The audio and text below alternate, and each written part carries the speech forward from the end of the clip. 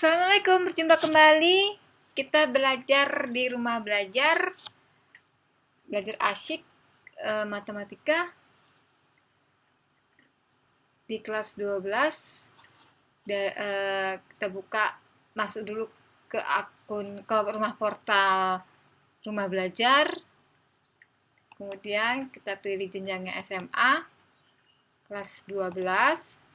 Kita cari mapel matematika, cari. Kemudian kita cari yang selanjutnya adalah, kemarin sudah jarak, selanjutnya adalah tentang statistika, penerapan hukum letak data berkelompok. Kita buka ya. Kemudian ada beberapa indikator, yaitu menyajikan data dalam bentuk tabel distribusi kumulatif dan ogive, menentukan ukuran letak pemusatan data, median, dan ukuran letak data kuartil. Oke, kita pertama dulu ya, tabel frekuensi kumulatif. Nih, jadi kalau dulu di SMP itu kita belajar tentang data tunggal, kalau di SMA data kelompok. Jadi dari suatu hasil penelitian kita dapatkan hasil yang masih acak, ya, seperti yang di dalam kotak ini. Maka akan kita buat tabel frekuensi, ya. Untuk membuat tabel frekuensi itu ada beberapa hal yang diperhatikan. Yang pertama, jumlah kelas interval antara 5 dan 20. Yang kedua, jumlah data yang besar memerlukan lebih banyak kelas interval, dan yang ketiga, jumlah data yang lebih sedikit memerlukan lebih sedikit kelas interval. Lebar interval kelas dapat ditentukan dengan rumus nilai terbesar dikurang nilai terkecil dibagi dengan jumlah kelas. Oke. Dari data yang di atas tadi akan kita coba buat tabel frekuensi, di mana pada data ini tadi pada data 1 adalah nih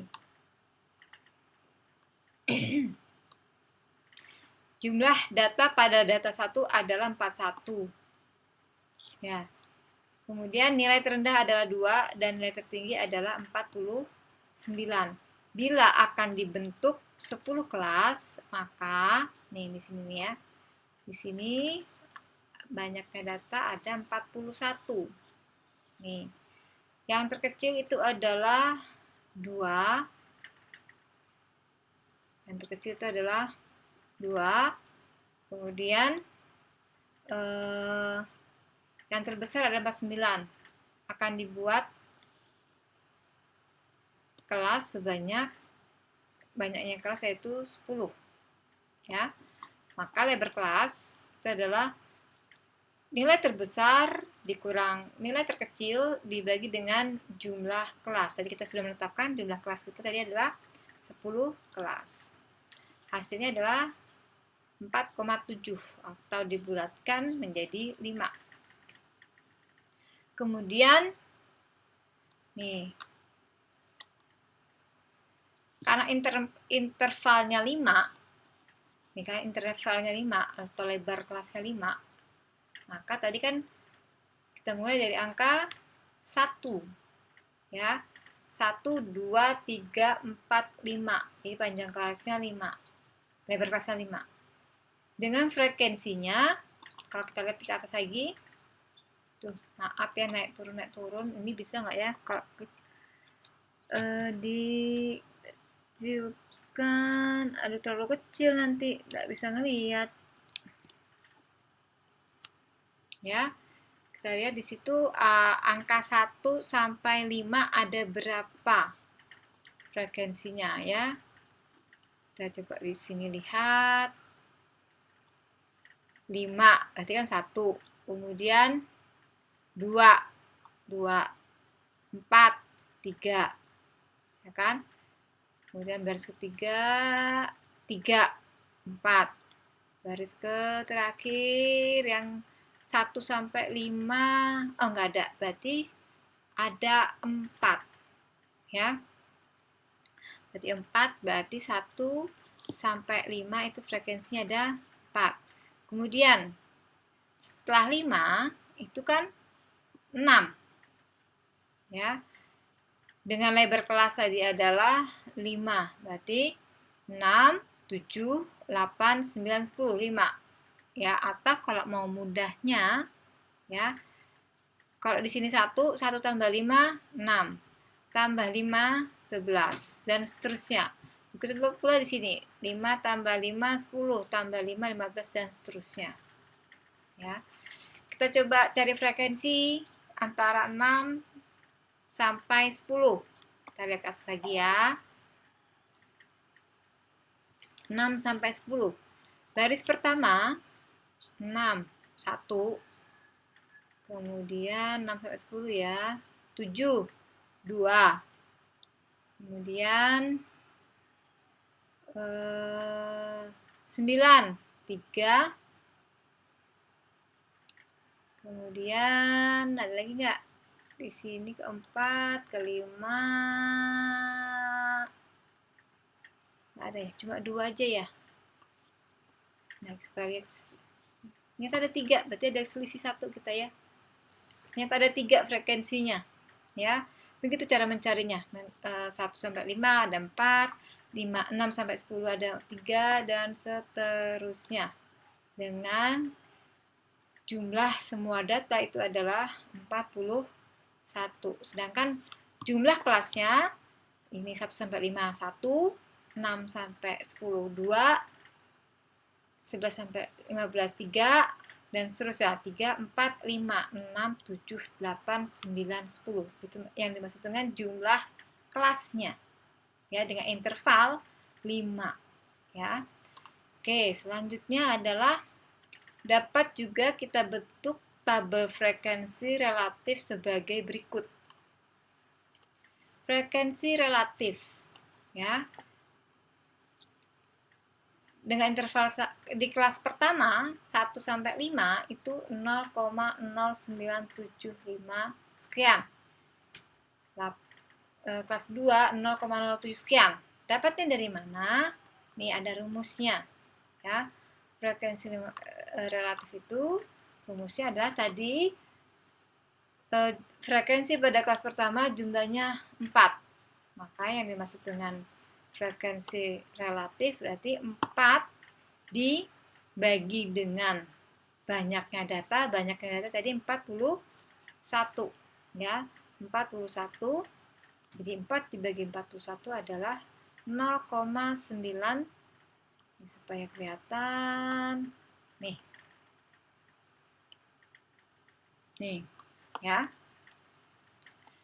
4 dibagi 41 itu 0,097561. Begitu pula tadi mendapatkan frekuensi relatif. Tadi di sini ada frekuensinya 3, berarti 3 dibagi 41 hasilnya 0,07 dan seterusnya. Itu mencari frekuensi relatif. Bagaimana dengan frekuensi prosen frekuensi? Ya. Dari frekuensi relatif tinggal kita kalikan 100%. Kok tadi kalau dijumlahkan semua hasilnya 1. Ya, dijumlahkan semua itu hasilnya 1, sedangkan kalau persen frekuensi itu kalau dijumlahkan semua itu hasilnya 100. Oke. Ini cara mencarinya, tinggal dikalikan dengan 100. Ya.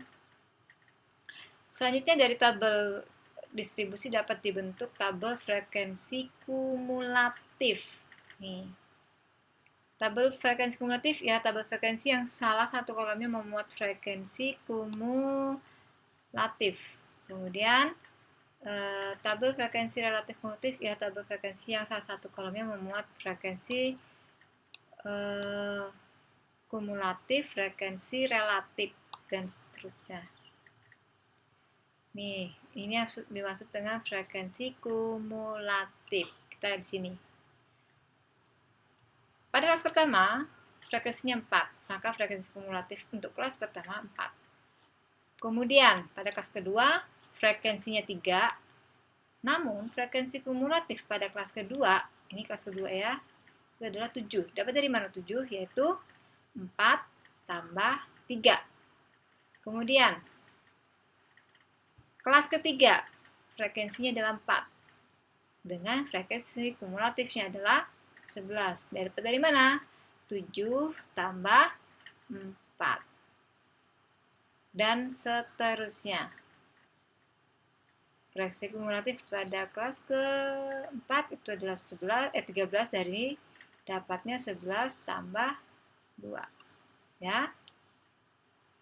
Dan seterusnya. Sampai di sini hasilnya 38 ditambah 3, 41. Tabel frekuensi relatif kumulatif dari data 1 adalah sebagai berikut. Kalau yang tadi frekuensi relatifnya, yang 4 dibagi 41 hasilnya ini, kemudian dikali frekuensi kumulatif frekuensi relatif ini ditambahkan, ya. Nanti hasilnya 1. Kemudian sama juga tabel frekuensi kumulatif, tabel prosen, berarti hasil akhirnya adalah 100. Nih, kita lanjut ya. Sudah tahu jadi pengertian tentang frekuensi kumulatif. Oke. Nanti pertemuan selanjutnya adalah tentang ogive.